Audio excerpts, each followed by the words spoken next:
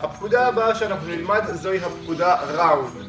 אנחנו נראה את הפקודה הזאת הרבה פעמים אצל כלבים שעושים פריסבי וכלבים שמתחרים בספורט כלבני.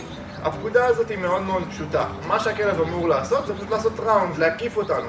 זה אומר שהוא בעצם עושה סוג של סיבוב גדול מסביב לגוף שלנו, ממש עובר מצד אחד אל הצד השני, וזאת בעצם הפקודה. איך אנחנו מלמדים את זה? מאוד מאוד פשוט. משתמשים באוכל, עושים לכלב לורינג, הובלה דרך האף, רגע קומי, בואי, בואי בואי, ומתחילים להוביל אותו.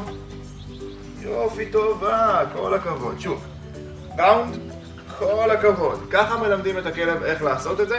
חשוב מאוד לשים לב שלא יהיה רווח בין הרגליים, כי כלב שרגיל לעשות את הפקודה עבור, כמו וגה למשל, האינסטינקט הראשוני שלו, בעצם ההרגל הראשוני שלו יהיה לעשות את הראונד ולעבור לנו בין הרגליים.